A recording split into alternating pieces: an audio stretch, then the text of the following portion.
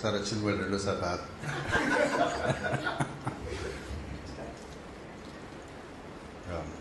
TGR trust దేవుడిచ్చిన దర్శనం ప్రకారం పనిచేస్తుంది, దేవుడిచ్చిన భారం ప్రకారం పనిచేస్తుంది. బాగా డబ్బులు ఎక్కువ ఉండి టీజీఆర్ ట్రస్ట్ ఇవ్వట్లేదు, కానీ దేవుడిచ్చిన భారాన్ని బట్టి ఈ పరిచయం చేస్తుంది. సో ఎవరైనా టీజీఆర్ ట్రస్ట్కి బాగా డబ్బులు ఉంది అనుకుంటే పొరపాటు.